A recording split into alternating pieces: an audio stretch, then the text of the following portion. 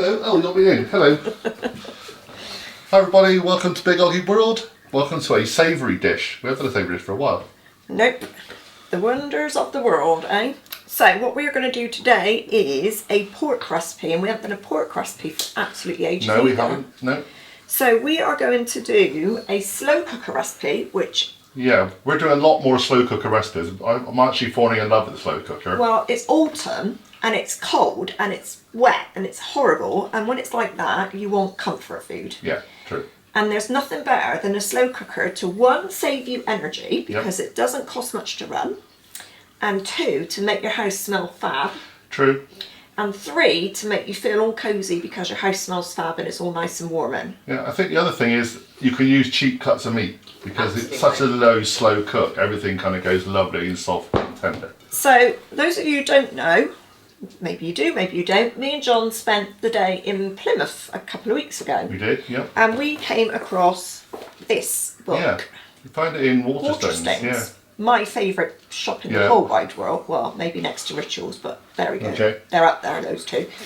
So this is a good food book, and you know that we love our Good Food magazine. Yeah, we use Good Food magazine all the time. Got a subscription. The recipes for good food are always excellent because they always triple test them. So they've been tested before we test them, and then we test them for you, so you can be pretty safe with them. If you put it this way, if we can cook it, then the testing's okay. There you go. If I can cook it, the testing's okay. So apparently, I read this morning, and this book is the culmination of two other slow cooker recipe books that they've done. Right, so they kind of revamped them as things have progressed. They've taken some out of the magazines as well. Yeah. So this is a completely new book with all sorts of bits and pieces in it. And it literally goes from soups right the way through to preserves for Christmas and that sort of thing. Yeah, so if you think about it, you see a lot of these kind of specials in the W.H. Smiths and newsagents now. You know, special slow cooker book, special air fryer book, and they're about £9 each, and they're actually magazines. Yeah. How much was this? I think it was about. I think it was £12. £12, and it's just packed. There's 150 recipes in it, I think, so it's fabulous. And there's well very few dodgy ones, or what I would call dodgy ones, anyway. So today... Yeah, you're not into very strange Some of food. them are a bit weird, but never mind. Anyway, so what we're going to do today is a Normandy pork with apples and cider. Can't go wrong. Can't go wrong. So, to do this, it's going to serve 4 people. Yep. It's going to be a low slow. So it says it takes between 7.5 and 9.5 hours, but that is also including your preparation time. Sure, it's not the whole thing, because I looked at it and thought, dear God, what are we cooking for 9.5 hours? Well, you actually thought what time of the day you had to get up in the morning to start this routine. But they've actually factored in your preparation time. And if you remember back to some of the slow cooker recipes that we've done, sometimes they like you to fry things off in advance. Yeah, because it's all very pale. And it gives you extra flavour. And it also means that you're putting stuff into the slow cooker that is hot. So you can preheat your slow cooker, that's not a problem. But it does take a while to get to the right temperature. Yeah, as soon as you throw cold stuff in, it just takes it back down. So we are going to prep this in advance. All of it, everything that's going in there is going to be fried for a short time to warm it up and give it some colour before it goes into the slow cooker. Yep. The first thing we need to do is we bought a shoulder of pork. You did? 800 grams, I think, around about that. It should be 600 grams. 600, sorry. For 4 people. So this was just over a kilo, literally. Just over a kilo. We've gone for a bit more meat. Because it was what the butcher had cut. Yeah. Like we said before, recipes and ingredients is just a kind of a guide. Yeah.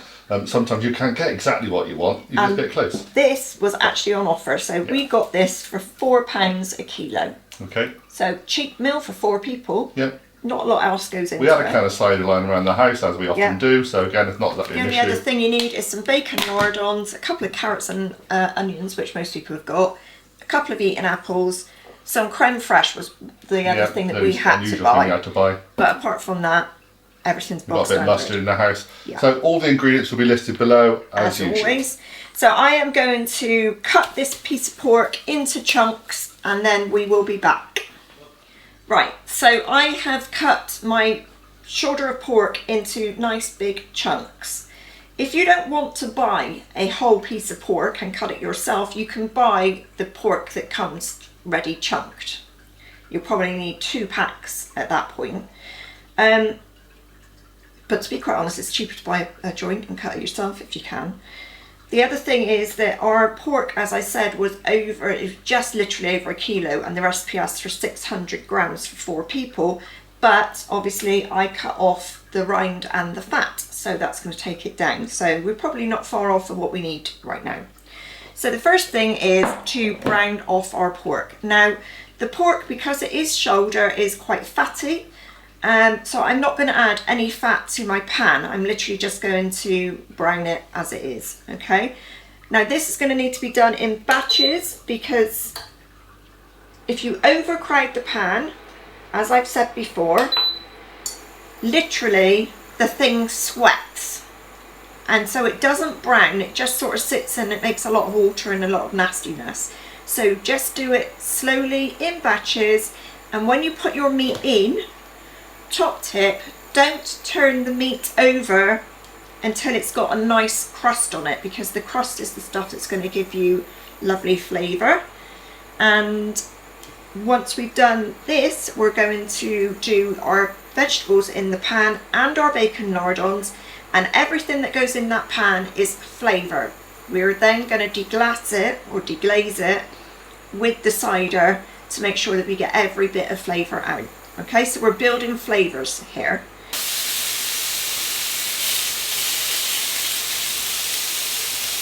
Okay, so the pork is just about finished.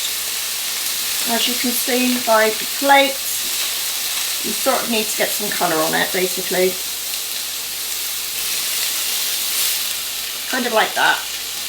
Yeah, also wear it open if you've got one. Because it spits. And open a window. Yeah. It's smoky here.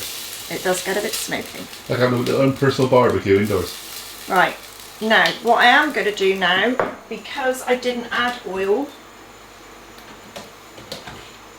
I'm just going to add literally a couple of squirts, because next in goes our onions and carrots. Now they don't have to be particularly well chopped, the onions. I chop them. And the carrots need to be chunky because they're going to cook for a long time, so you need nice chunky bits. So that goes in, and we're going to stir that around for probably about 5 minutes just to get a little bit of heat into it, but also to start it softening. Okay? I would like to say I was told to cut them chunky. It wasn't my fault on the onion, but No, they're much finer. They are supposed to be chunky. So while that's now doing its thing, the meat is going to go into the slow cooker, which is already preheating on low. You don't need to set the time at the minute, just put it in to keep it warm.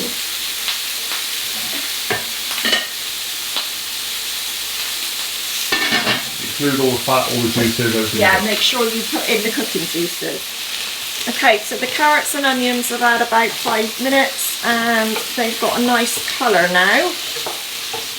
See if I can pick some up to show you. Nice bit of brown on the carrot. Caramelisation, that's called. And the onions, but you can't see the onions because obviously it's quite difficult to cut. So these bits are now going to go into the slow cooker.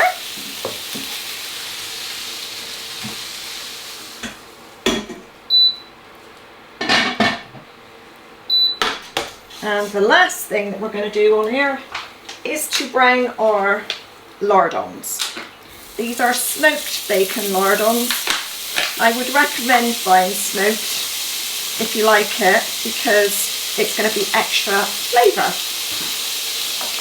Well, if you haven't got a little pack of lardons, I mean they're available anywhere, but if you haven't got those, just got some thick bacon and stuff like that. Yeah, but use chunky bacon because you want a bit like, you want to see pieces of bacon, yeah. I'm going to steal that spare bit of cider, love. Yeah, that's the spare bit. Yeah, because the can was too big for you on the measurement. Yeah. I don't want to waste cider. No, dear. No. Drink it down then. Cheers, everybody. It is supposed to be cloudy cider. It's not gone off or something.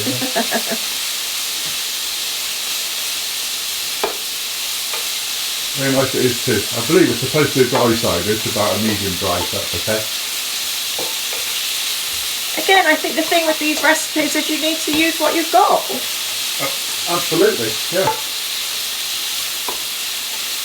Ingredients are so expensive nowadays. If you've got cider in the house, use what you've got.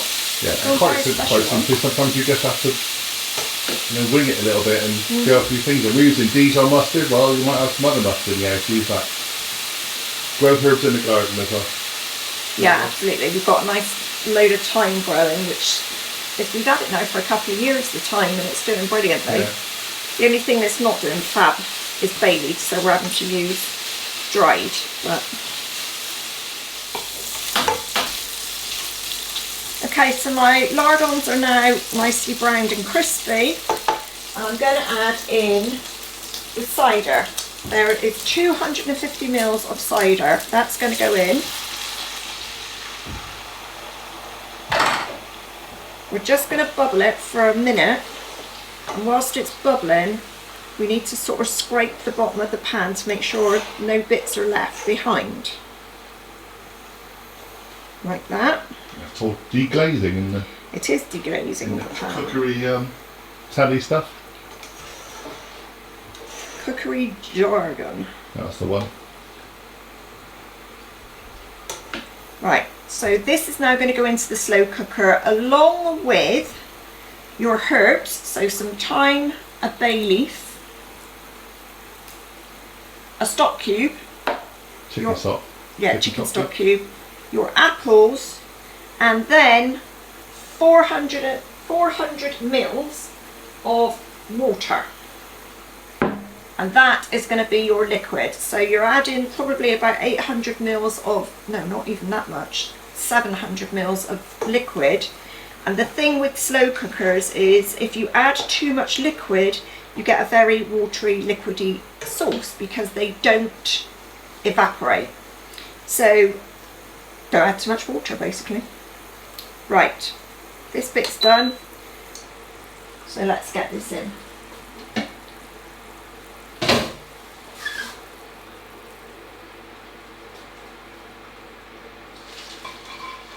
In it all goes.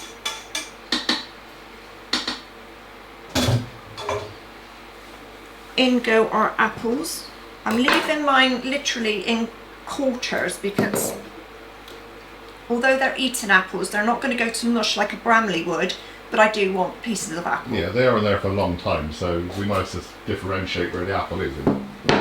Before I put in my herbs, I'm going to give that a good stir around. In goes the stock cube. Obviously, as John pointed out, this is not dissolved, but the heat in the slow cooker will dissolve it, and obviously we're going to come back periodically and give the stuff a stir around. So in goes the stock cube, in goes the thyme and the bay leaf and the water.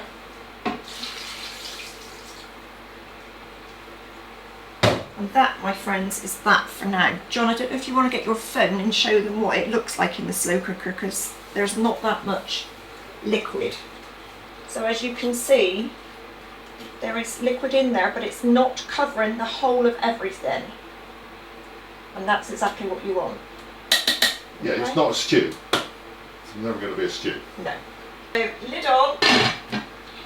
And that is going to cook now for between, I guess, 6 and 8 hours, depending on how long you leave it. It's on low, so it's not going to spoil. You just need to do a little bit right at the very end, sort of the last hour, I would say. And that's when we're going to add the mustard and the crème fraîche and things, and take out the herbs that obviously we don't want in our plate. So we will be back about 6 hours time.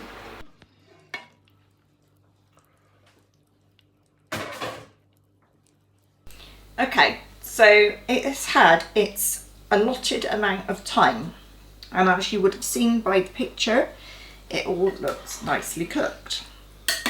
I've taken out the bay leaf and also the thyme sprigs, and so the final thing to do now is we're going to add a tablespoon of Dijon mustard,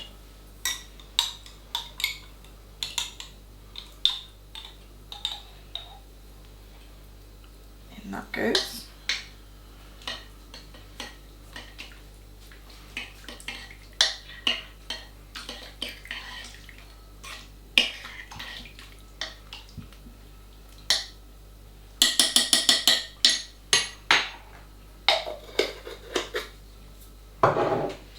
And then we're going to add 140 grams of crème fraîche.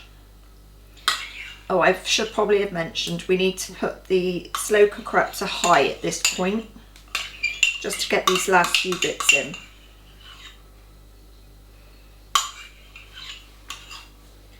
Stir the crème fraîche through.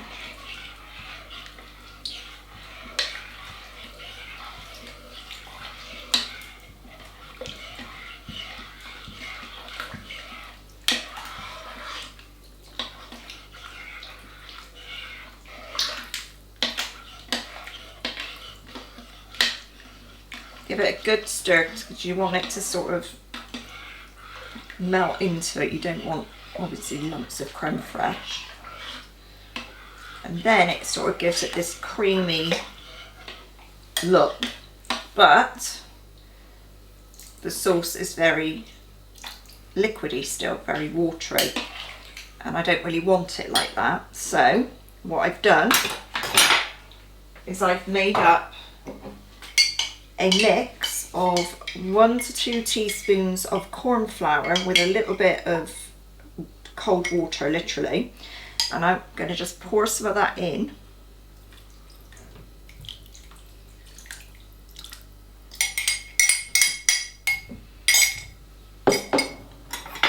And again, give it a good stir, and that will thicken the liquid. Now it's not going to be like thick like gravy, but it will be thicker than it has been. Like a sauce. Okay. Yeah, it'll be like a nice creamy sauce now. It'll take a little while to thicken because obviously the water that you've just added is cold and this now needs to warm it back up. But there, I think that's much better.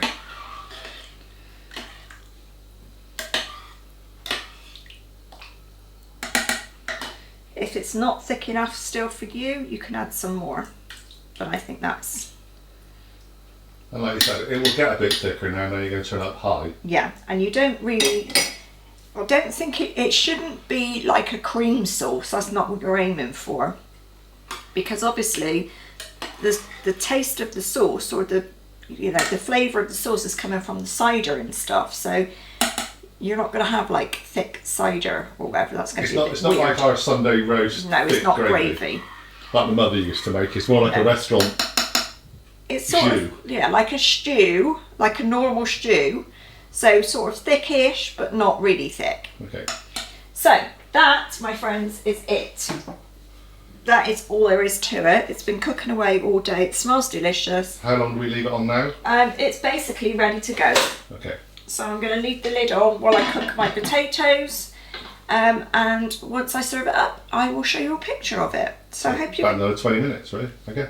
Around about that. So I hope you've all enjoyed it. If you do make it, let us know how you get on with it, and if you enjoy it, give us a thumbs up if you haven't. If you've not subscribed, please do. We'll be really grateful. If you have, thank you very much. And tell your friends, get other people to subscribe. We need to grow. We do. Growing is good. Growing is good. And we will see you all again really, really soon. So bye for now. Bye everybody. I'll pop a picture of the finished article at the end. Thank you.